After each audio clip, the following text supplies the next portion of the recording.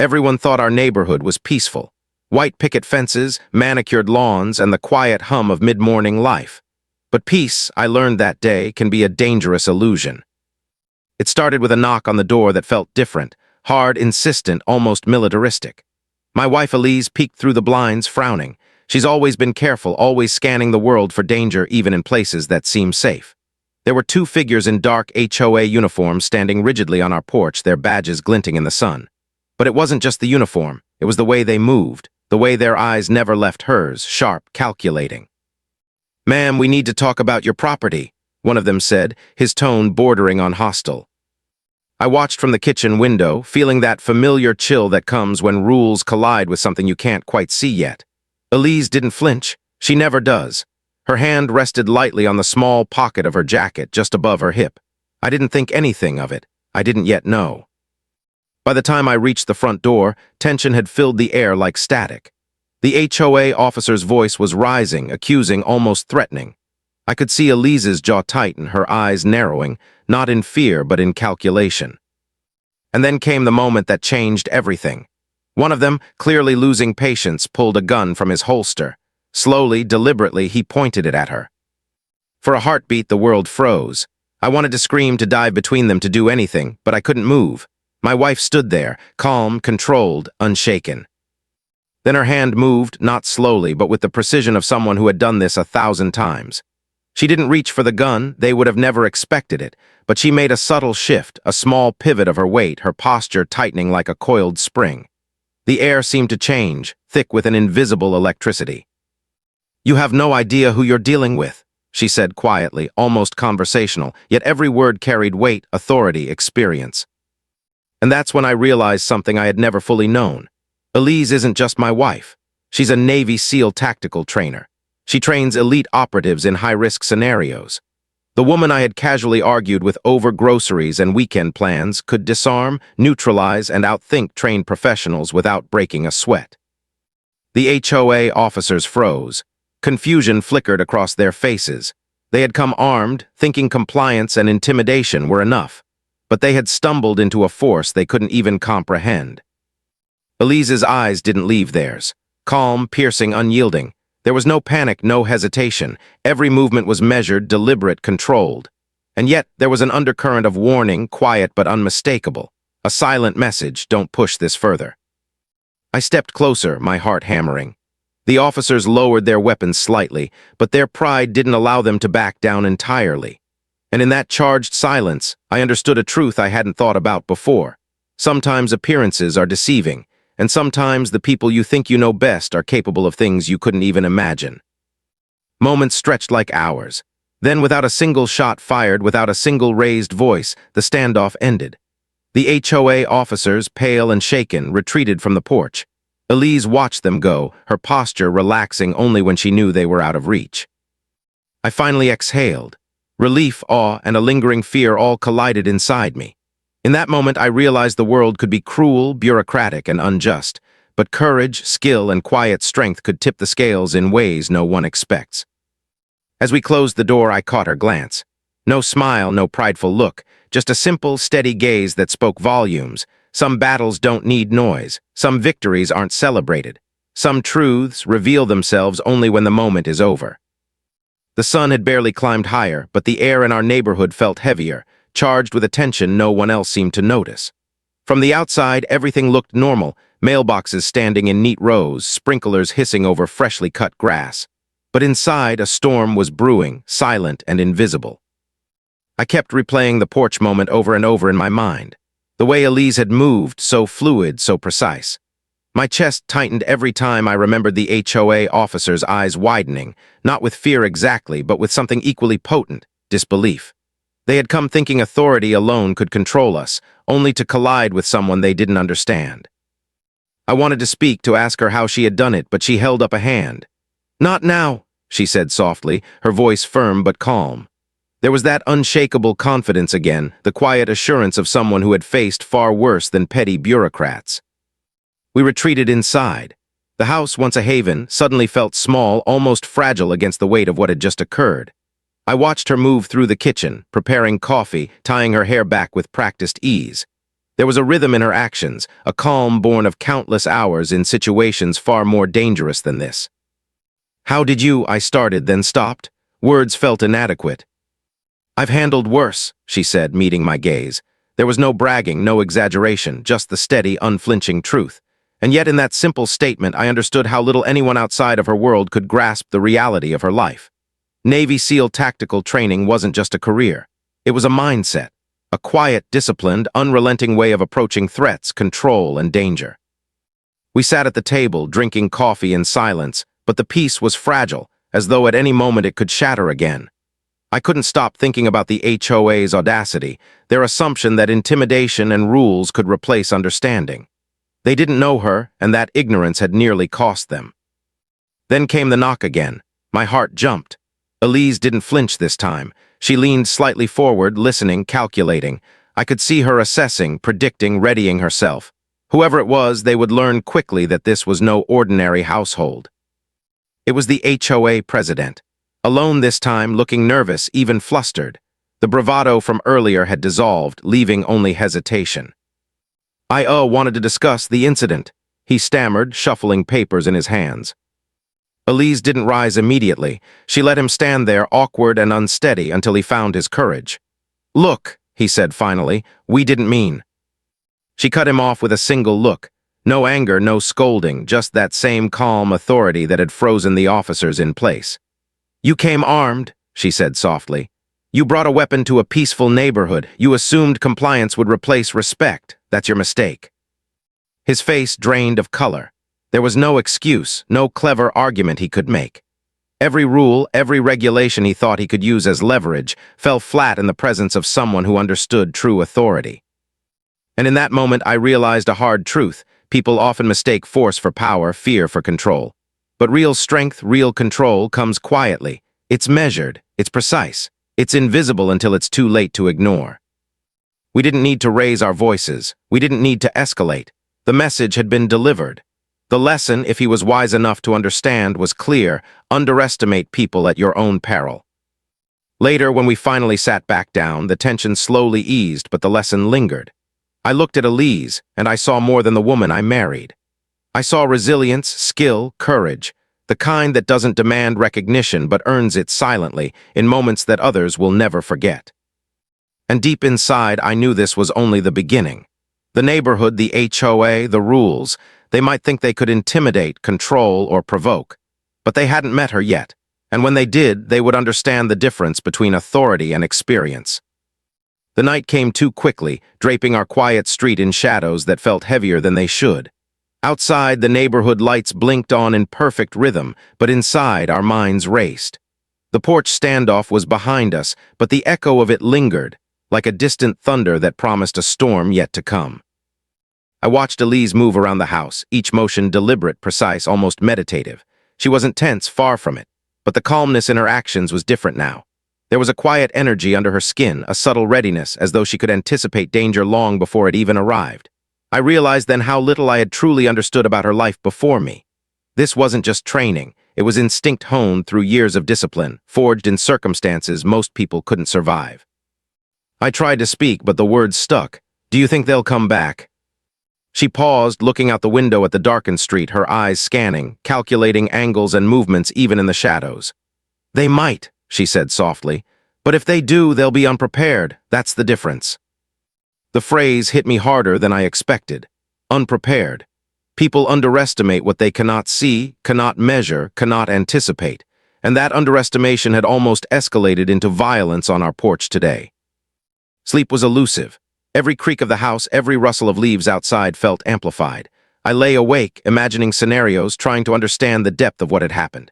And then I thought about the neighborhood, the neighbors who had smiled politely at Elise at the HOA meetings, unaware of the woman who could take down trained operatives with a single, precise move. The irony stung. They were living among strength they could never recognize, power they could never comprehend. The next morning, the air was thick with tension. I could feel it in every glance from passing neighbors, in the subtle way the HOA president avoided eye contact when he drove by. But the standoff wasn't over, not entirely. I sensed it in Elise's calm demeanor, in the quiet glint of her eyes. She was already thinking 2 steps ahead, planning contingencies I couldn't even imagine.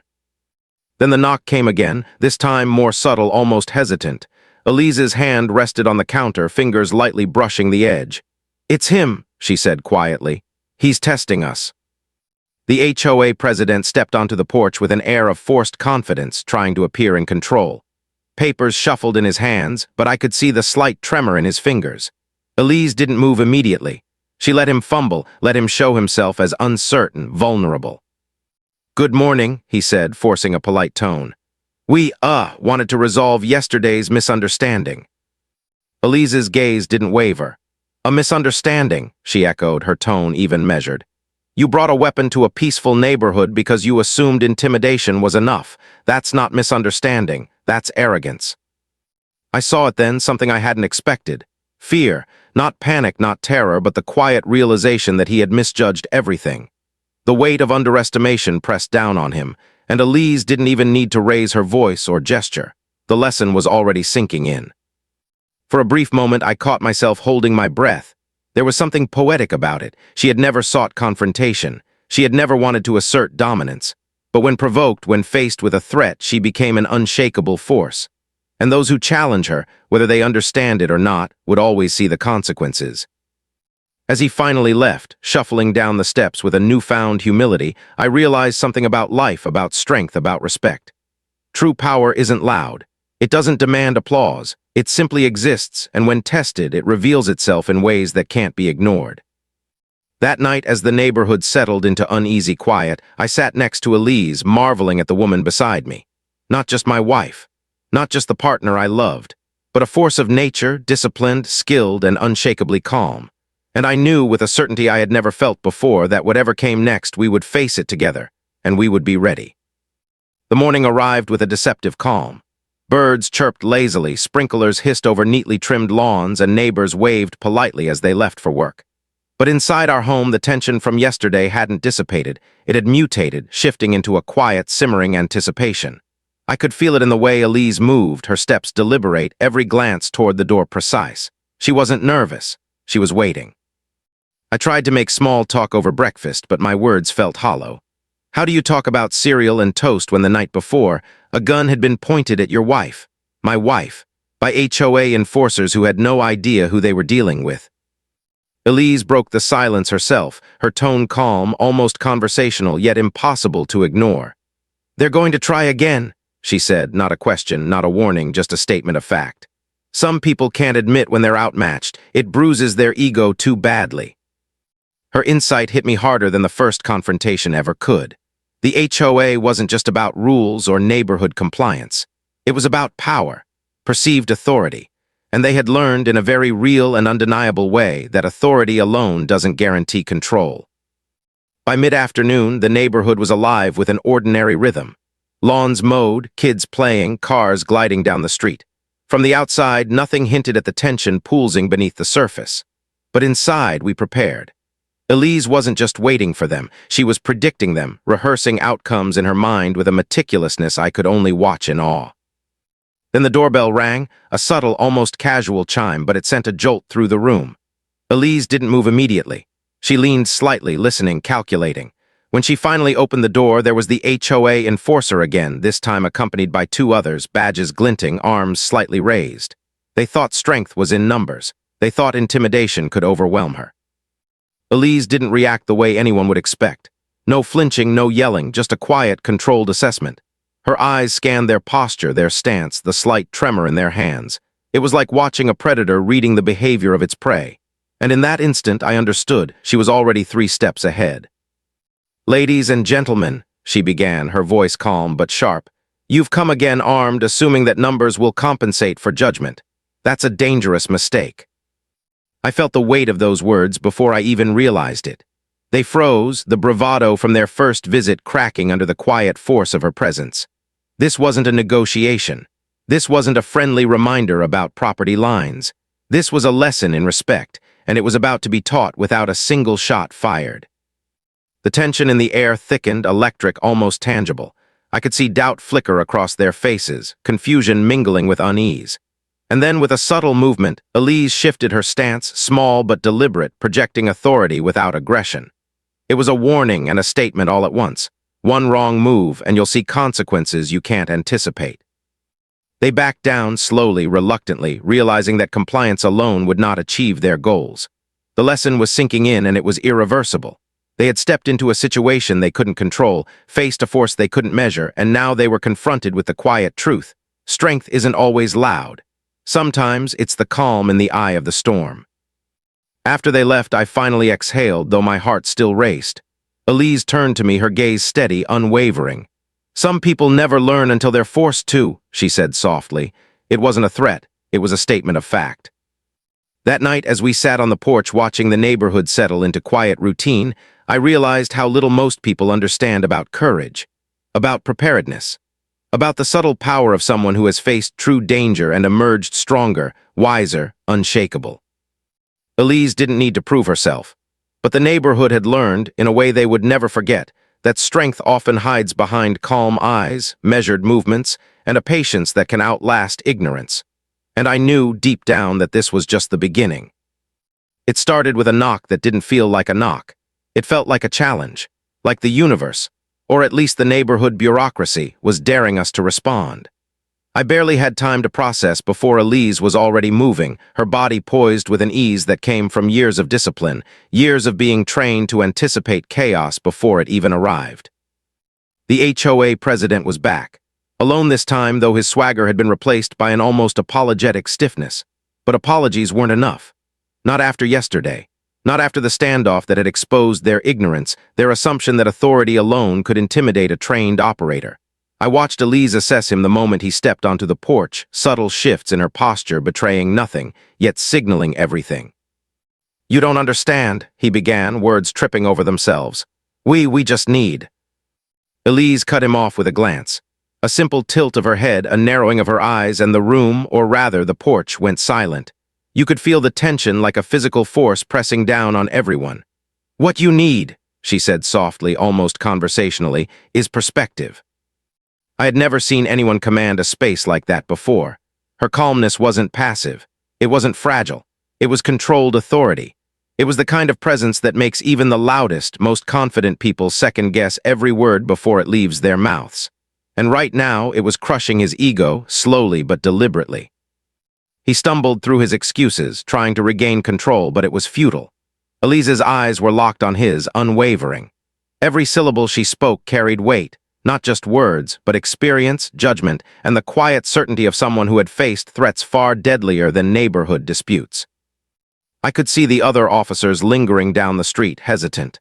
Their guns were tucked away, their bravado dissipating with every second. They hadn't just underestimated her, they had misread the entire equation. And the realization was sinking in too late. "You think numbers and rules can replace awareness," she continued, her tone even but cutting. "You think fear is power, but it is, not here, not now, not ever." The HOA president's face paled. His hands fumbled with the paperwork he had brought as evidence, as though the rules themselves could protect him from the truth he was confronting. That he was powerless in the presence of someone who had trained people to survive hell and emerge alive. I swallowed hard, feeling a mix of pride and awe.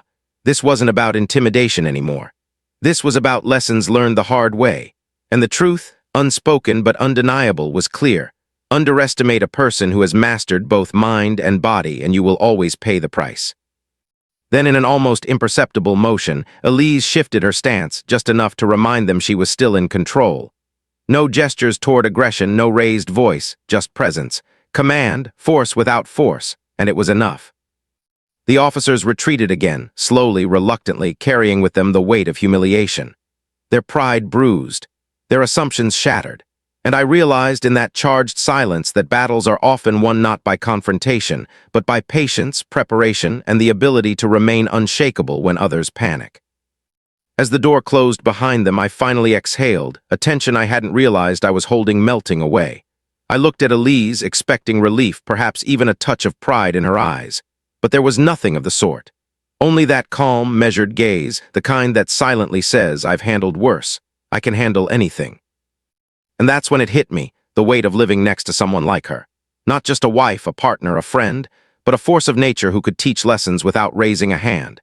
The HOA would never see her as I did, never understand the discipline, the courage, the intelligence woven into every movement. But I did. I understood. And that understanding, that quiet knowledge of her capability, made me feel safe in a way words could never capture. That night, as the neighborhood lights blinked on and the world outside settled into routine oblivion, I realized a truth that only someone who has faced the unthinkable could teach. Strength isn't always visible. Power isn't always loud. And the people who matter, the ones who truly protect and lead, often do it quietly, unseen, uncelebrated, but always ready. It was late afternoon when the sense of inevitability hit me. Shadows were stretching across the street, the sun casting long, almost accusatory fingers over the neighborhood.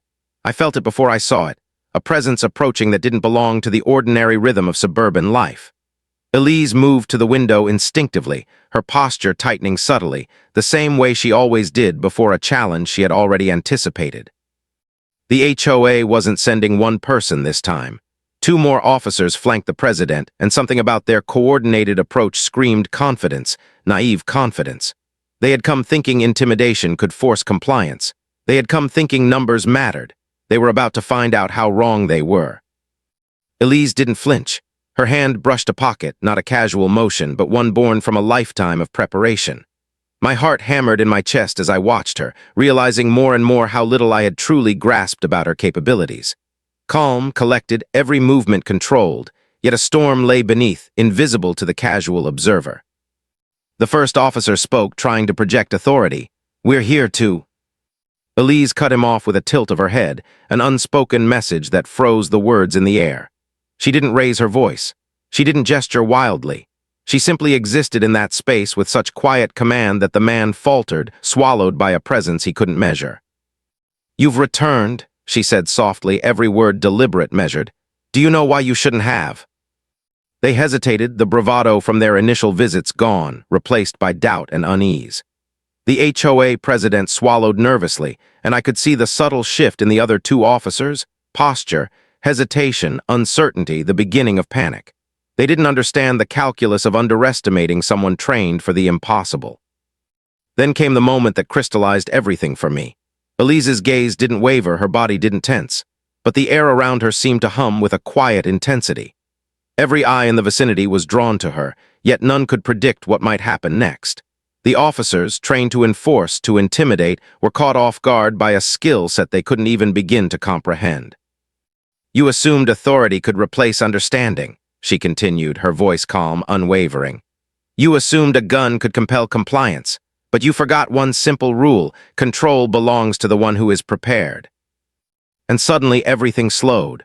The officers' movements became hesitant, cautious. The confidence that had carried them here evaporated. They were witnessing someone whose experience far exceeded theirs, whose discipline made arrogance irrelevant. It wasn't just tactical skill. It was presence, it was authority without aggression, it was mastery that demanded respect even when it wasn't acknowledged. I realized then that fear isn't always loud. Sometimes it's silent, creeping in through the cracks of overconfidence, fueled by the recognition of power you cannot match.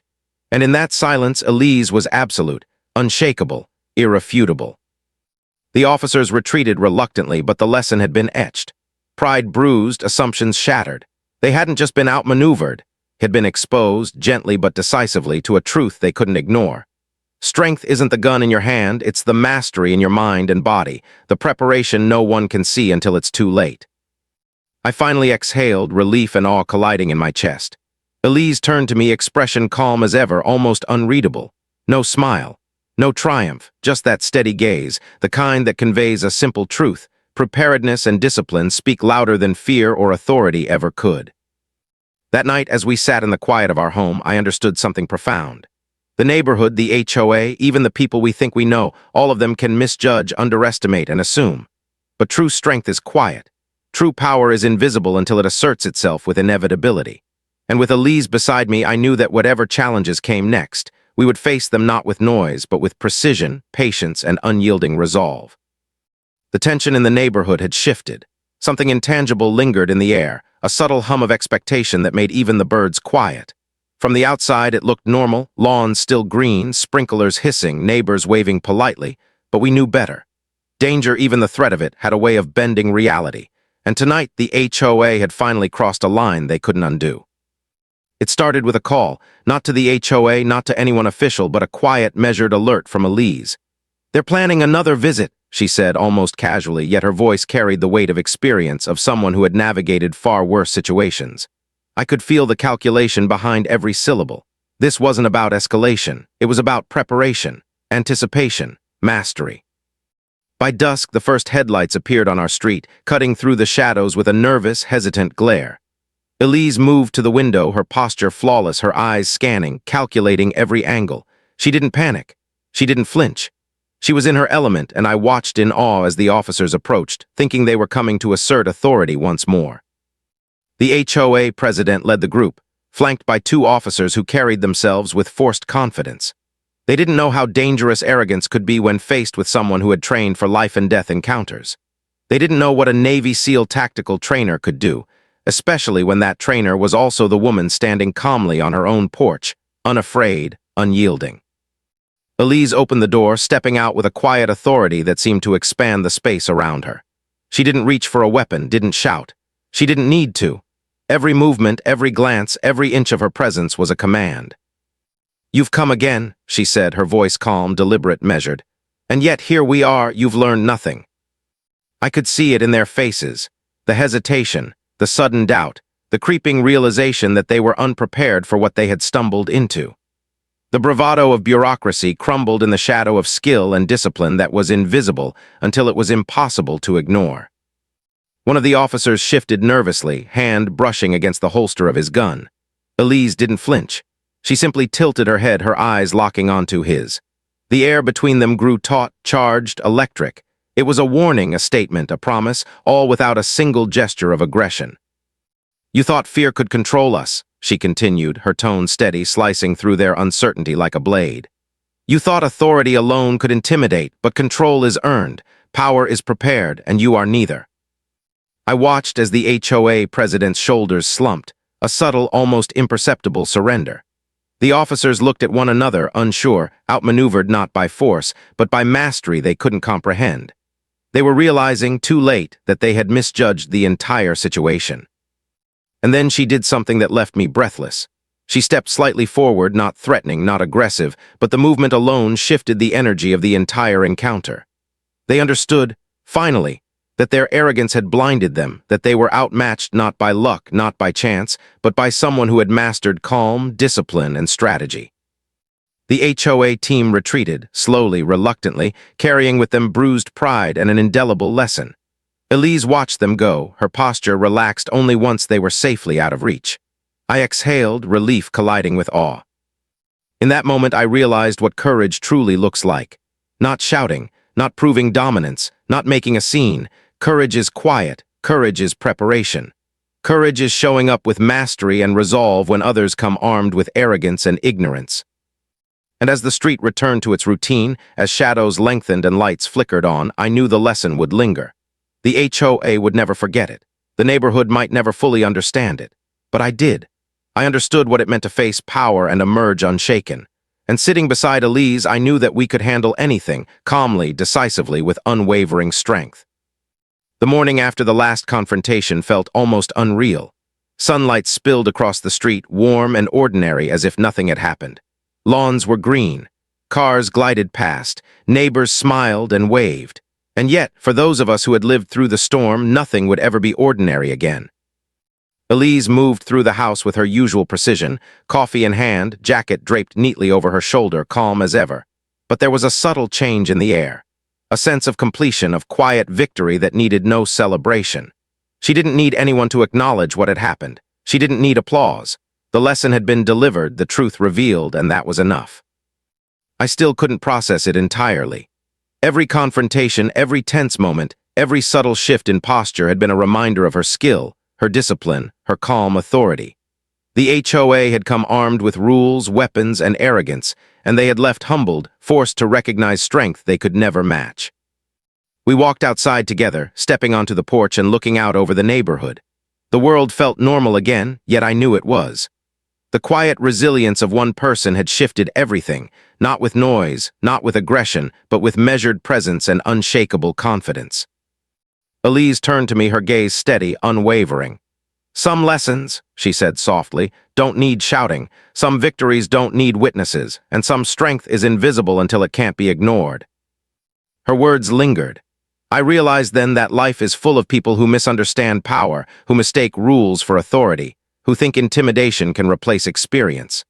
And time and again, they are humbled by those who are prepared, disciplined, and patient enough to let truth speak for itself. The HOA president never came near our house again. The whispers in the neighborhood shifted from casual gossip to quiet acknowledgement.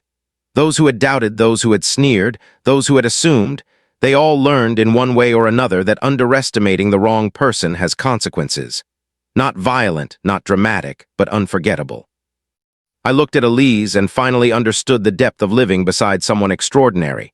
Not just courage, not just discipline, but a kind of quiet mastery that changes the rules without breaking them. That teaches lessons without raising a hand. That defends, protects, and asserts control with presence alone. As the sun dipped behind the houses, casting long shadows across the street, I felt an immense sense of gratitude and awe. Gratitude for her skill, her courage, her patience. All for the way she had transformed a threat into a lesson, a confrontation into clarity, and a moment of fear into a testament of quiet power. The neighborhood returned to its rhythm, unaware of the battles that had been fought and won, unaware of the invisible force that had shifted everything. But I knew, I always would. And sitting beside Elise, I understood a truth that cannot be taught, it can only be witnessed. Real strength doesn't seek recognition, it simply exists. And when the time comes, it reveals itself in ways that demand respect. As night fell, we stood on the porch together, watching the streets settle into calm. The world outside had returned to its routine, but inside we carried the quiet victory of preparedness, the steady reassurance of discipline, and the unwavering certainty that no one, no rule, and no threat could ever underestimate her again.